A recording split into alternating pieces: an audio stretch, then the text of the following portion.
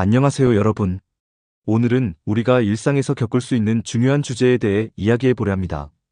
여러분은 혹시 모든 사람에게 잘하려고 하거나 비판적인 동료 때문에 스트레스를 받거나 만만하고 쉬운 사람으로 보여 나도 모르게 가스라이팅을 당하고 있는 경험이 있으신가요? 이런 상황은 정말 힘들고 때로는 우리 자신을 잃게 만들기도 합니다. 특히 40대, 50대에 접어들면서 우리는 다양한 인간관계 속에서 많은 경험을 쌓아왔습니다. 그 과정에서 느꼈던 감정과 갈등, 그리고 극복의 이야기를 나누며 서로 공감하고 함께 해결책을 찾아보는 시간을 가져보려고 합니다. 오늘의 이야기는 바로 그런 경험을 통해 우리가 어떻게 더 건강한 관계를 유지하고 자신의 감정을 존중하며 살아갈 수 있는지를 탐구하는 것입니다. 여러분의 소중한 경험과 생각을 나누어 주시면 함께 더 나은 방향으로 나아갈 수 있을 것입니다. 그럼 시작해 볼까요? 4가지 사연의 깨달음 이야기 내용을 읽어드리겠습니다. 첫 번째 이야기는 모든 사람에게 잘하려고 하는 나, 이것 이상 할 필요 없다라는 주제입니다. 안녕하세요, 여러분. 오늘은 50대 직장인인 제 이야기를 들려드리려고 합니다. 저는 중소기업에서 관리직으로 일하고 있으며 직장 생활을 시작한 지 벌써 30년이 넘었습니다. 이 긴 시간 동안 많은 사람들을 만나고 다양한 인간관계를 경험해왔습니다. 그 과정에서 깨달은 것이 하나 있습니다. 인간관계에서 이것 이상으로 할 필요는 없다는 것입니다. 제가 처음 직장에 들어갔을 때는 모든 사람과 잘 지내고 싶었습니다. 동료들과의 관계를 소중히 여기고 팀워크를 중요시했죠. 그래서 저는 항상 먼저 다가가서 인사하고 점심시간에는 동료들과 함께 식사를 하며 이야기를 나누었습니다. 하지만 시간이 지나면서 모든 사람과의 관계를 유지하는 것이 얼마나 힘든 일인지 깨닫게 되었습니다. 특히 제가 관리직으로 승진한 후에는 더 많은 사람들과의 관계를 맺어야 했습니다. 부서 간의 협업이 중요해지면서 다양한 팀원들과 소통해야 했고 그 과정에서 많은 스트레스를 받았습니다. 어떤 동료는 항상 불만을 토로하고 또 다른 동료는 지나치게 경쟁적이어서 저를 힘들게 했습니다. 그때 저는 왜 이렇게까지 해야 할까? 라는 의문이 들기 시작했습니다. 어느 날 제가 가장 친하게 지내던 동료인 수연과 점심을 먹으면서 이런 이야기를 나누게 되었습니다. 수연아, 요즘 인간관계가 너무 힘들어. 모든 사람과 잘 지내려고 하다 보니 지치고 있어. 그러자 수연이 말했습니다. 민수야, 직장에서 만나는 모든 동료와의 관계를 깊게 만들 필요는 없어. 업무적으로 필요한 사람들과의 관계에 집중하고 진정으로 나를 이해해주는 몇몇 사람들과의 관계를 더 소중히 여기는 것이 중요해. 그 말이 제 마음에 깊이 와닿았습니다. 저는 그동안 많은 사람들과의 관계를 유지하려고 애썼지만 진정으로 나를 지지해주는 사람은 몇 명 되지 않았습니다. 그 순간 저는 인간관계에서 이것 이상을 할 필요는 없다는 것을 깨달았습니다. 그 이후로 저는 제 인간관계를 재정비하기로 결심했습니다.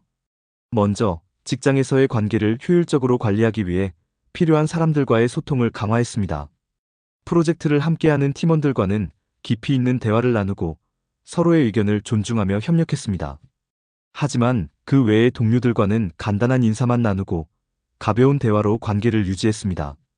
여기서 이것 이상이라는 것은 인간관계에서의 기본적인 소통과 상호작용을 의미합니다. 즉, 간단한 인사와 가벼운 대화, 그리고 서로에 대한 존중과 예의를 지키는 것입니다. 모든 사람과의 관계를 깊게 만들기보다는 필요한 만큼의 소통으로도 충분하다는 것을 깨달았습니다. 예를 들어 동료에게 안녕하세요라고 인사하고 날씨에 대해 간단히 이야기하는 것만으로도 관계를 유지할 수 있습니다. 이제는 인간관계에서의 부담이 줄어들고 제 자신을 더 잘 이해하게 되었습니다. 저는 더 이상 모든 사람에게 잘할 필요가 없다는 것을 깨달았고 진정한 관계를 소중히 여기는 것이 얼마나 중요한지를 알게 되었습니다. 직장에서의 관계는 업무를 원활하게 진행하기 위한 것이지만 그 과정에서 진정으로 나를 이해해주고 지지해주는 사람들과의 관계를 더욱 깊게 만드는 것이 중요하다는 것을 깨달았습니다. 여러분도 인간관계에서 힘들어하고 있다면 잠시 멈추고 생각해보세요. 진정으로 소중한 사람은 누구인지, 그들과의 관계를 어떻게 더 깊게 만들 수 있을지를 고민해보세요. 모든 사람과의 관계를 유지하려고 애쓰지 않아도 괜찮습니다. 가벼운 인사와 간단한 대화로도 충분히 관계를 유지할 수 있습니다. 진정한 친구와의 관계가 여러분의 삶을 더욱 풍요롭게 만들어줄 것입니다. 이제 저는 인간관계에서 이것 이상을 할 필요는 없다는 것을 확신하며 소중한 사람들과의 관계를 더욱 깊이 있게 만들어가고 있습니다. 여러분도 그런 관계를 만들어 가길 바랍니다. 감사합니다. 두 번째 이야기는 비판적인 직장 동료들에게 이것 이상 할 필요 없다라는 주제입니다. 안녕하세요. 저는 40대 중반의 직장인으로 중견기업의 재무팀에서 일하고 있습니다. 직장 생활을 시작한 지 20년이 넘었고 그동안 많은 사람들과의 관계를 통해 다양한 경험을 쌓아왔습니다. 오늘은 제가 이것을 통해 인간관계를 어떻게 개선했는지에 대한 이야기를 나누고자 합니다. 몇 년 전, 저는 직장에서의 인간관계가 점점 힘들어지고 있다는 것을 느꼈습니다. 팀원들과의 소통이 원활하지 않았고 서로의 의견을 존중하지 않는 분위기가 만연했습니다. 특히 한 동료인 수미는 항상 비판적이어서 저를 힘들게 했습니다. 그녀와의 대화는 언제나 긴장감이 돌았고 저는 점점 더 스트레스를 받게 되었습니다. 그때 저는 이런 관계를 계속 유지해야 할까? 라는 고민을 하게 되었습니다. 이런 상황에서 제가 무관심을 하게 된 계기는 여러 가지가 있었습니다. 첫째, 과도한 스트레스였습니다. 매일 직장에서 수미와의 대화가 저에게 큰 부담이 되었고 그로 인해 업무에 집중하기 어려웠습니다. 매번 그녀의 비판에 감정적으로 반응하다 보니 제 자신도 점점 지치고 힘들어졌습니다. 그래서 저는 이런 식으로 계속 갈 수는 없다는 결론에 이르게 되었습니다. 둘째, 인간관계의 비효율성에 대한 깨달음이었습니다. 모든 사람과 깊은 관계를 맺으려는 시도가 오히려 저를 더 힘들게 한다는 것을 깨달았습니다. 팀원들과의 관계가 복잡해질수록 서로의 의견을 존중하기보다는 갈등이 생기기 쉬웠습니다. 그래서 저는 필요한 관계에만 집중하자는 생각을 하게 되었습니다. 셋째, 무관심의 긍정적인 효과에 대한 발견이었습니다. 어느 날 우연히 읽게 된 글에서 무관심이란 개념을 접하게 되었고 그것이 단순한 무시가 아니라 상대방의 부정적인 감정이나 비판에 대해 지나치게 반응하지 않고 적절한 거리감을 유지하는 방법이라는 것을 알게 되었습니다. 이 글을 읽고 나서 저는 무관심이 오히려 인간관계를 개선할 수 있는 방법이 될 수 있다는 희망을 가지게 되었습니다. 이러한 계기를 바탕으로 저는 무관심의 기술을 적용하기로 결심했습니다.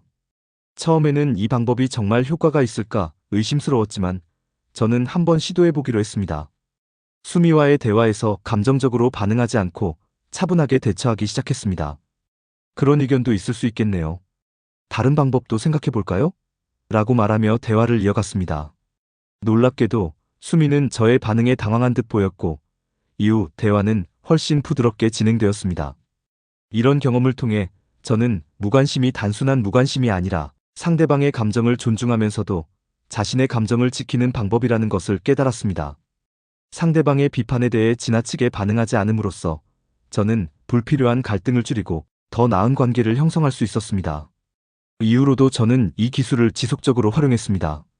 팀원들과의 관계에서도 이 기술을 활용했습니다. 회의 중 누군가가 저를 비판할 때마다 저는 감정적으로 반응하기보다는 그들의 의견을 경청하고 필요한 경우에만 반응했습니다. 이렇게 하다 보니 팀원들도 저에게 더 이상 비판적인 태도를 보이지 않게 되었고 오히려 서로의 의견을 존중하는 분위기가 자리 잡았습니다. 무관심의 기술을 통해 저는 인간관계에서의 스트레스를 줄일 수 있었고 팀의 분위기도 개선되었습니다. 이제는 팀원들과의 대화가 훨씬 원활해졌고 서로의 의견을 존중하는 문화가 자리 잡았습니다. 수미와의 관계도 많이 개선되어 이제는 서로의 의견을 존중하며 협력할 수 있는 동료가 되었습니다. 이 경험을 통해 저는 무관심이 인간관계를 개선하는 데 큰 도움이 될 수 있다는 것을 깨달았습니다. 상대방의 감정을 존중하면서도 자신의 감정을 지키는 방법을 배우는 것이 얼마나 중요한지를 알게 되었습니다. 이제는 직장뿐만 아니라 개인적인 삶에서도 이 기술을 활용하고 있습니다. 친구들과의 관계에서도 지나치게 신경 쓰지 않고 서로의 공간을 존중하며 소중한 시간을 보내고 있습니다.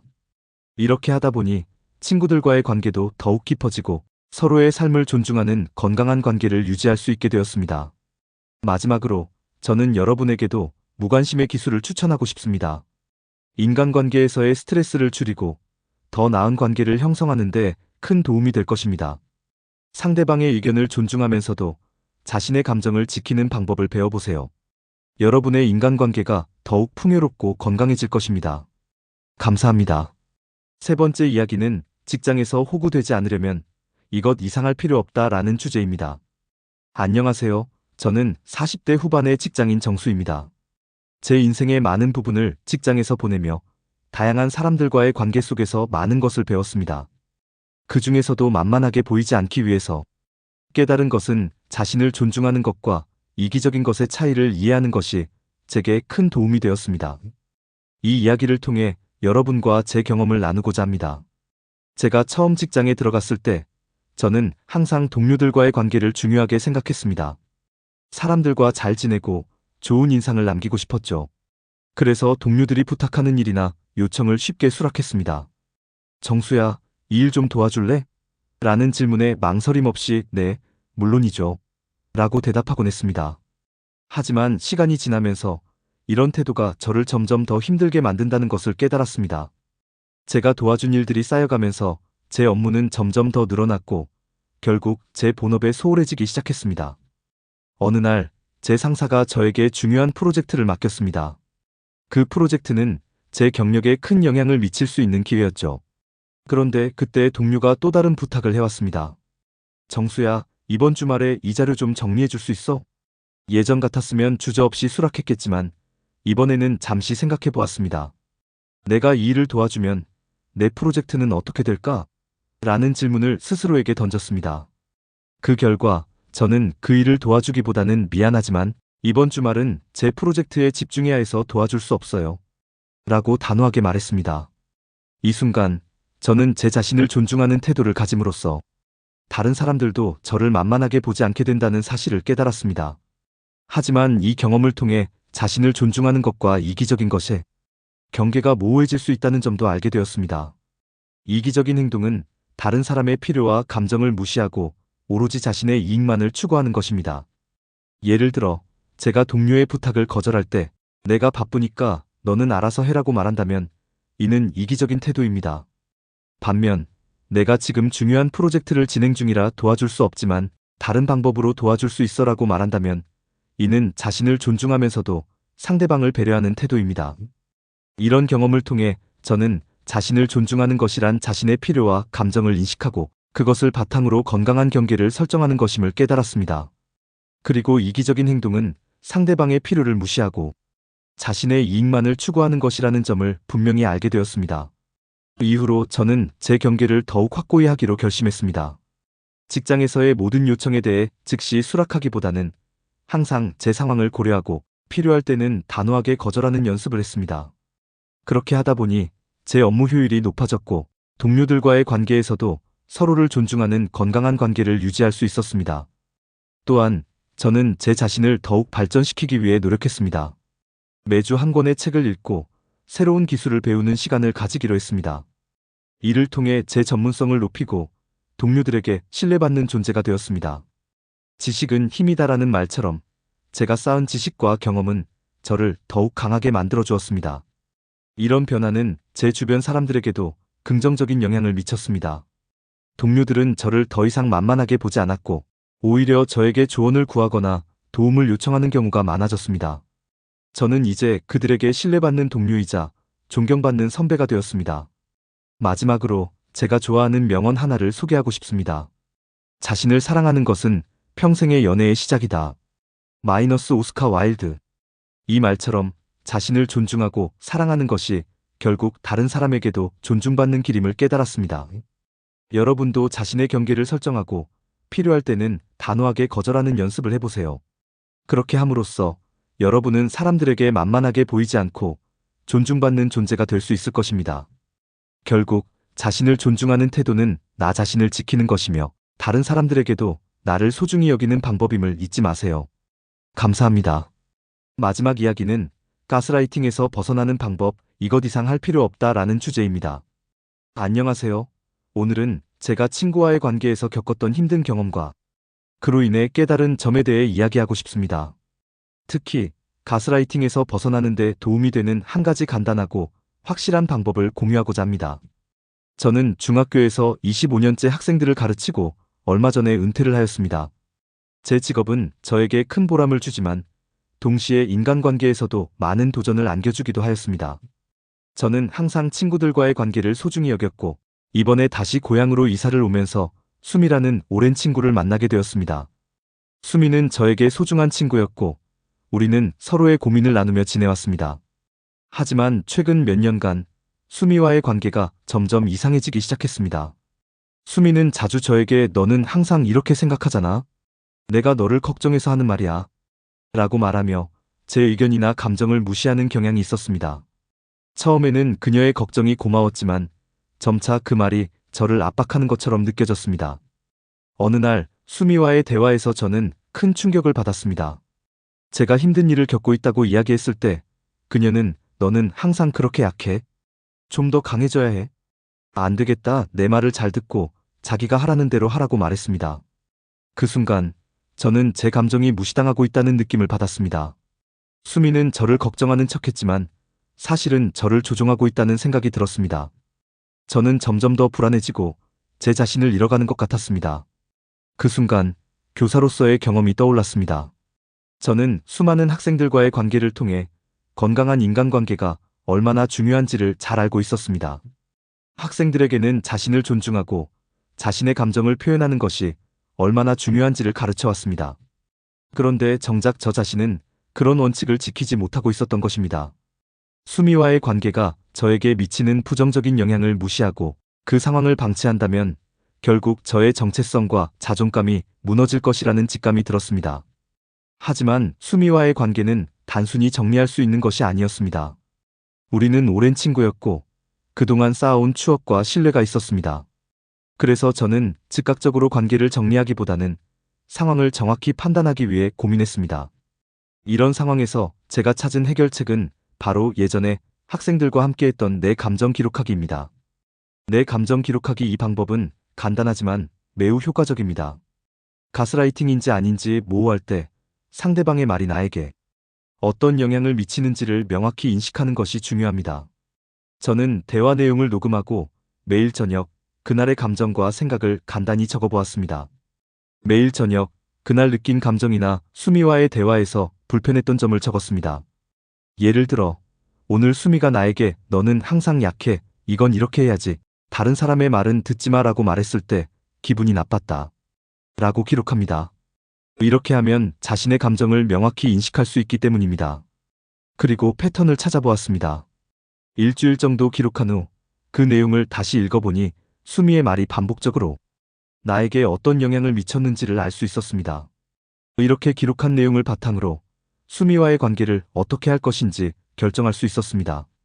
만약 그녀의 행동이 계속해서 나에게 부정적인 영향을 미친다면 그 관계를 재조정할 필요가 있기 때문입니다.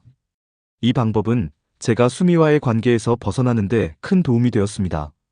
감정을 기록하면서 제 자신을 되찾고 무엇이 저에게 중요한지를 명확히 알게 되었습니다.